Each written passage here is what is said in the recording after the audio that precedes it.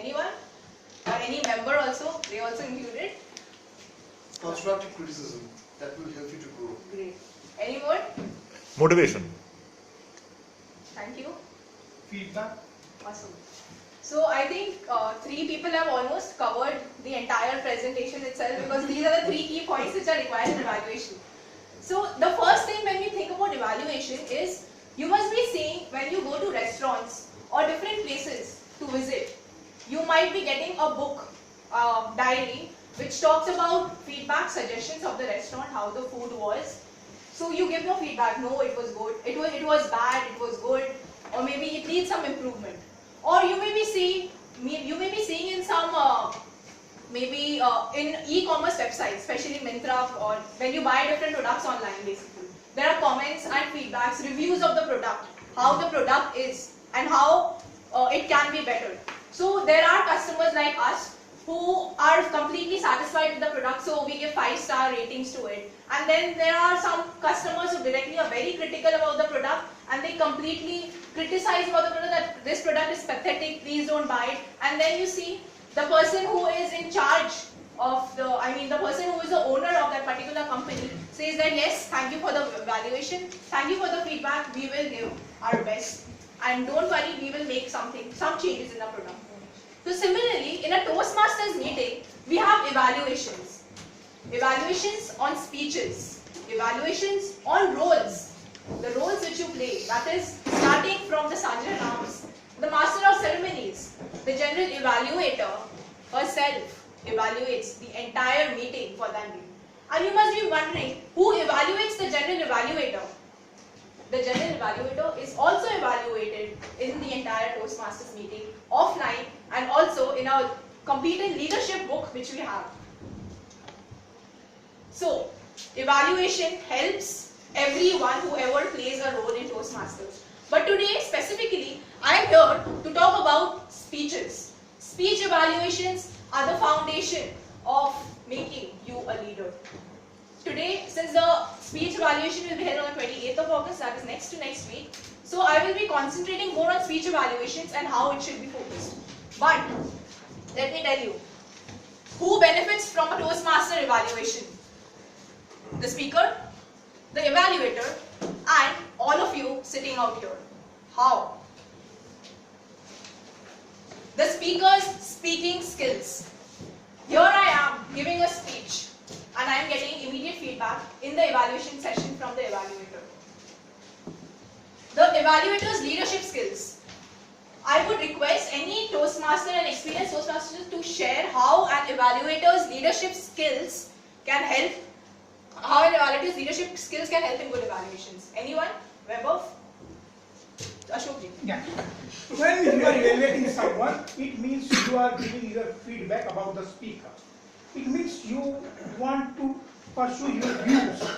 If you are keeping your views in front of the audience, in front of the speaker, it means you are a leader. Thank you, Ashok ji. Can we hear a round of applause? So the evaluator's leadership skills are also evaluated. I'll give you an example. Suppose Aditi, Toastmaster Aditi is giving her project 1. She comes and gives her speech. The second is she's going to give her project 2 on project 3 and project 4. So a person who will be evaluating Toastmaster Aditi, who's giving her project 1, will be a little experienced. Maybe he must have given his project 3 or project 4. And since he has experienced it, he will give his evaluation. That person who is evaluating her for the first time will not be perfect always, because it's his first time he's playing the role of an evaluator. The next time, he learns from that role, and suppose he evaluates a project 2 of some other speaker. So, he is getting points offline, that particular evaluator, that I should make these additions to my evaluation to improve how I evaluate people. Because evaluating people is also a very important factor. Everyone sitting in this room may not have the same suggestions which you want to give me right now while I'm giving this presentation. Everyone must be having different feedbacks.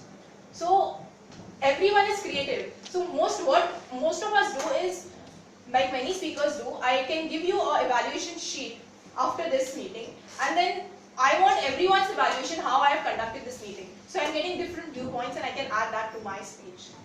The second is the whole club's learning ambience and growth. The audience also benefits a lot.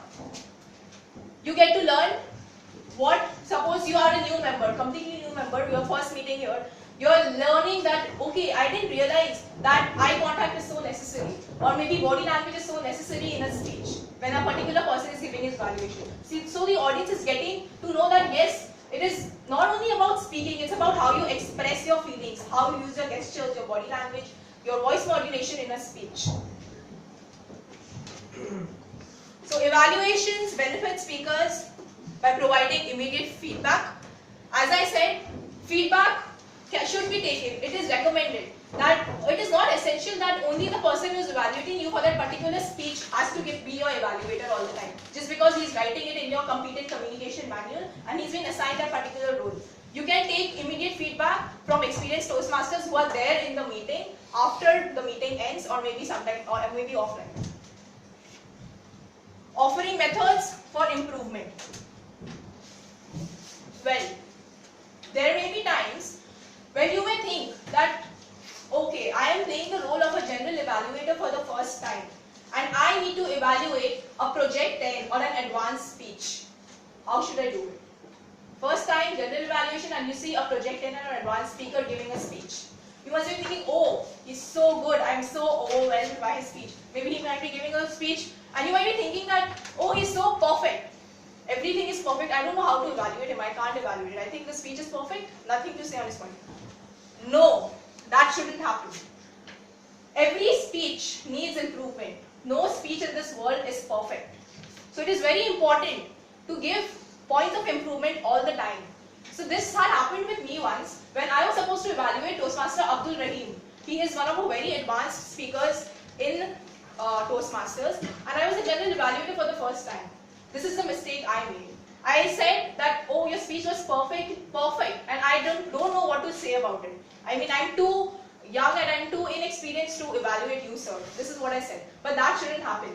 Every speech requires evaluation, no matter how that person is even experienced, aged, advanced, and whatever. No restrictions on suggestions or improvement. The most important part. During the speech, what the evaluator should do. First, when I'm speaking, I don't want anyone to use their WhatsApp or just scratch their heads and don't listen to me. Nobody would like that. When you're coming here on podium, you want your evaluator, you want everyone in the audience to look at you and listen to you what you're saying. So it's very important to show the speaker that you are interested. Show that you have to give him an evaluation, a good evaluation. And that is the first, very most crucial responsibility of an evaluator, to show that you are interested. Not even showing, I mean really being interested. Second is, put yourself in the position of the speaker. As I said, if you were there in that person's place, how would you feel when you would have given that particular speech? So if, suppose Toastmaster Weber was there, he was my evaluator. If he was there in my place, giving a workshop, he would understand that the technical glitch which happened is very frequent, and so nothing needs to be worried, it will be sorted out. So these are some things which the evaluator should also keep in mind. Maybe the speaker whom you know beforehand may have some problem in grammatical errors or something like that. So when you know that a particular speaker has a problem in some grammatical errors, you will tell that speaker that you can improve more on your grammar. I know you are a little weak, but if you keep on practicing, I'm sure you'll definitely improve. Coming to the last point, taking notes. Very important. Take notes when you're listening to a speech, obviously, because you have to give an evaluation. Always important to take a notes because nothing remains in the mind. So when I'm saying taking notes, 3 important things which an evaluator should do. First, using your senses. What you saw, what you heard, and what you felt. I'm here, so you can do one thing. The contest is coming up, so you only get 5 minutes to prepare for your evaluation. Here, in a normal, there are subtle differences in the Toastmasters normal meeting and a contest when an evaluation contest happens. So when an evaluation contest happens, you just get 5 minutes to prepare your evaluation. You just can't write all this, or everything, whatever the speaker is saying, because your chit will be taken away after 5 minutes. So what you can do is you can make a table, write the plus points, delta is change basically, so and the recommendations which you want. So plus point, what you saw in the speaker, the way he was speaking, whether his eye contact was there or not, his body language, what I heard, his content of the speech, delivery, what you felt, whether it was meeting the objectives or whether it was in the particular body language, or what you felt, were you overwhelmed by it, were you happy, were you inspired by the speech? So if you were not, you can write the changes here. So making a table makes all the difference, makes your work easier. During the evaluation, while you're giving your evaluation, firstly, the most important thing which I forgot to mention is an evaluation is like a mini speech. It's like a 2 to 3 minute speech. So when you're giving your evaluation, you need to choose your words carefully. You can't completely critically evaluate a speaker. Just like Toastmasters Hawaiian said, that constructive criticism is the most important part of a Toastmasters meeting. Suppose Ashish comes and gives his project 5. He doesn't use his body language at all, or neither does he have any voice modulation. I, as an evaluator, can't tell Ashish that your speech was pathetic because I didn't find any body language in that story. We can't use negatives in a speech. You're always encouraging the speaker to come back on podium. So you tell the person, Ashish, I think your content was really good, but if you could have come here and used a little bit of gestures and a little bit of hand movement, because this project requires a little bit of body language, that would have made the speech a little better. Coming to the next point, evaluate the speech and not the person. Most important part. You can't come here, whenever you're evaluating, you can't look at how that person is looking. Maybe fair, maybe wearing dresses, and maybe someone who's looking really handsome. You don't evaluate a speech according to the speaker. You evaluate what that person is speaking. Focus on his speech, and this also includes another point that, and also on the other point, that is, suppose a person who's very experienced, Toastmaster Arnab Nag comes and gives an advanced speech. You are evaluating that person's speech, not or how that person was initially. So as I said, there are subtle differences. This is one more difference which I would point out in a contest and a normal Toastmasters meeting, is that you are evaluating that person's speech. You are evaluating what his introduction was, what his body was, what his conclusion was. You are not evaluating how you have heard that person before. Maybe he is an advanced speaker, so you cannot tell him in a contest that since you are an advanced speaker, you should have body language, but it was not there in your speech. You can't say that. Because in a contest, it's like you are hearing the speaker for the first time. So you can't suggest that you were initially before and eventually you have improved in this way. Promoting self-esteem, as I said before, motivate the speaker to give his speech again, especially in the CC manual, up till project 5. It is very important to motivate the speaker, otherwise that person will leave Toastmasters forever. This is very constructive, always being criticized all the time, so he may not be confident enough to give his next speech, thinking that, oh, maybe I will be criticized again, so I will not give a speech again. This slide is the key slide of the entire presentation. What is required in evaluation? When you are taking notes, which was mentioned earlier, what you should keep in mind. Observing the speaker is the hallmark of a good evaluator.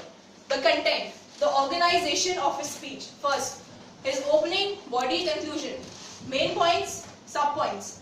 How he is transitioning from one point to another. Maybe you like his introduction, so you are talking about his introduction, that your introduction was really good, it was very captivating since he used a quote. And then how he transitioned to the body using a story, maybe he must have used a story in his speech, and a conclusion, how he can relate the first opening and the conclusion. The main points in his speech, the objectives maybe of his speech, and the sub-points which you can include. The message clarity and purpose. Every speech has a purpose and a message. So it is very important to point out what that particular specific message was in that speech. The evaluator should point out that. Because then the speaker comes to know that yes, this is what I had in my mind and I have included it. transition ideas, logic, stories, examples, anecdotes, entertainment. So when you're observing a speaker, you have to keep all these in mind. There are many people who use personal stories, who use examples of great personalities, and there are people who use anecdotes and mostly humor. You should also, when I'm talking about interest, it means that how that particular person is interested and how well he's delivering his speech, with the enthusiasm and the liveliness that she's giving his speech. That shows how that person is interested in that particular speech. Maybe I may not be that much of humor, I may not add humor to my speech, but I'm giving a humorous speech, but I'm not, it shows that I'm not interested in giving that speech. It's just that someone has forced me to give a speech and I'm giving a speech. Second is delivery. You can keep this in mind. Eye contact is the most essential part of a speech. Eye contact, looking left, right, as well as center. Looking at everyone and people who are sitting here also. Second, body language. How that person, appearance, okay, again I won't come. Don't be racist or whatever. Don't, and just like body language as in how that person is using his facial expressions to express his feelings and his speech. Gestures, use of space, how he's using the entire podium, depending on where you are giving your speech. Coming to the facial expression, as I mentioned, how so you can't be sad when you have won a particular competition, right? So you can't make a happy expression when someone has died. You have to keep all this in mind when you are an evaluator. So when you're an evaluator, that person has to see that when somebody dies in a speech, suppose, not really, somebody dies, you have to be really sad and you have to keep your voice low and say that, oh, this person had died. And not be, oh, this person had died and so I'm happy. Okay. That is true. Now there comes the vocal variety also. The volume, the pitch, the rate, and the pitch rate and the pauses. Pauses are an essential part of a speech. It is very important to have a little intermittent pauses because it might be that the audience is not getting you. Suppose I'm speaking really fast right now. So many people can't understand, or maybe it may be like the effect or the impact won't come in the audience. So it is very important for the evaluator to keep an account of how many pauses or whether the pauses are used at the right time in the speech is important or not. Choice of words, whether the word is vivid, descriptive, poetic. Many people may have a very good vocabulary. They may use metaphors, similes. You should mention that in your evaluation. Visual aids, whether the person is using a props or he's using a projector. Filler words, important, very important. The R counter does the role, but when you're in a contest and when you are giving an evaluation, that is also important. Whether you're using a lot of in your speech, like, oh, you are not prepared for your speech. Frequently usage of words. You have to also keep in mind that that particular speaker is not repeating the words all the time. There may be, or repeating a particular point. Suppose I was happy when I met him. I was ebullient, I was jubilant. So I'm using the same point all the time in different words. You shouldn't do that. And especially when you're giving your evaluation also, you should not repeat what your recommendation or the positive thing that particular speaker has in his evaluation. Like, you don't have to always say that, oh, your introduction was really good, and then your transition was also really good. And then again you're saying, oh, the first part of your speech was really captivating, and then your transition was also captivating. So I'm repeating the same point in my evaluation also, which should be avoided. Remember that it's just a 2 to 3 minute speech, so you have to encapsulate all the points which you have to give the speaker. The grammar, the pronunciation, and the manner, the directness, the social assurance, and the enthusiasm which you use. Okay, so all of you must be wondering what is the sandwich method. Okay, the sandwich method is something which most of the experienced Toastmasters use in an evaluation. The sandwich, the first layer, which people normally call, is the positive parts of the speech which you like, which the evaluator can give. He can start with, oh, your speech was really lively and you were really enthusiastic. That is the first part. The second is the filling. The filling is the point of recommendation which an evaluator gives to the speaker. He may say that your eye contact may have been improved or your body language may have been improved. So that is the recommendation. And then comes the last slice. The last slice is ending your evaluation speech, which talks about how positive you are to the speaker, motivating him, basically boosting him to give up his next speech and saying that yes, you can do better. Okay, this is an example of evaluation. I will just read the second example. I'll just read one example. I know I'm late, so I just read one example so it will be easier for you. I loved your clear speaking voice, Ellen, and would enjoy some vocal variety added in the future. I could easily hear you from the back of the room. So this is an evaluation example, sandwich method example. He is talking about, the evaluator is talking about the good point in the speech. I love your clear speaking voice, Ellen, and then he's giving a recommendation. I would enjoy some vocal variety added in your future speeches, and that is the filling in the sandwich. The third is, I could easily hear you from the back of the room. Again, ending it with a positive note. This is the sandwich method, but it is not compulsory for every evaluator to practice this method. There may be other methods which you can use. You can have a completely positive thing, and then you can have a complete recommendation at the end of your speech. Doesn't matter how you give your evaluation, but you should always have recommendations, and you should have a sentence and a positive thing in your evaluation speech to motivate the speaker. Most important point. The speaker is already giving his speech, so you don't have to summarize the entire speech and repeat whatever he said. Don't summarize what the speaker said. When suppose he's mentioning a story, don't repeat that story in your evaluation. That doesn't count because you're not evaluating the speaker as a whole. Don't include a lot of quotes from their speech. Not necessary, just one or two which you like and which has had an impact, you can include that. And focus on how they say it and how it made you react. The most important point of an evaluation speech is you have to personalize your speech. You are an evaluator of that speaker, so you can't speak in behalf of the audience, on behalf of the audience. So when I am evaluating Toastmaster Gaurav, I am saying that, okay, Gaurav, your transition was not that good, but it could have been better. But I don't think that the audience doesn't like it. I can't say that. I can't say on behalf of the audience. It is what I feel. So it is you have to personalize your speech, and you have to focus on how they say it and how it made me react, not the audience react. Summary, finally, positive reinforcement. As I had mentioned, give a positive boost to the speaker when he's giving his speech. Evaluation is like a mini speech. It should have a proper opening, a body and a conclusion, just like a normal speech in 2 to 3 minutes. On topic with speaker's objectives. The evaluator, it should be on topic with a particular objective which he is giving.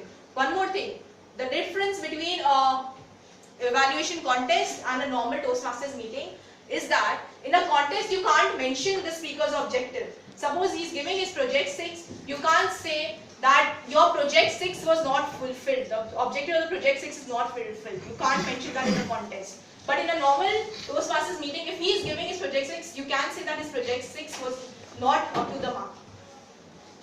So you don't mention the name, the project number of the speech when you are giving a contest evaluation. You just have to mention maybe project 6 contains a vocal variety. So you don't mention project 6. You say that you could have added a little bit of pitch and you would have been a little loud. That would have helped instead of mentioning the project number, that is project 6. Does anyone have the CC magazine? Can I borrow a CC? Yeah.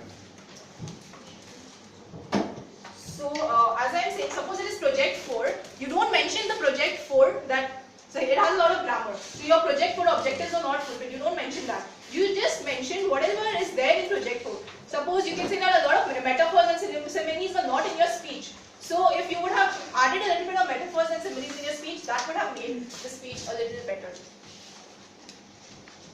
Finally, encourage the speaker to apply what they have learned. A person is giving his project 2, encourage him that he is qualified to give his project 3 and say that yes, you can do better. Or if you think that the person is not fulfilled the objective of project 2, you can mention that okay, your project 2 objectives are not fulfilled. If you can repeat the speech, that would make you a better speaker as a whole. So encourage him to never give up and fulfill his entire CC magazine. Coming to the questions. Any questions?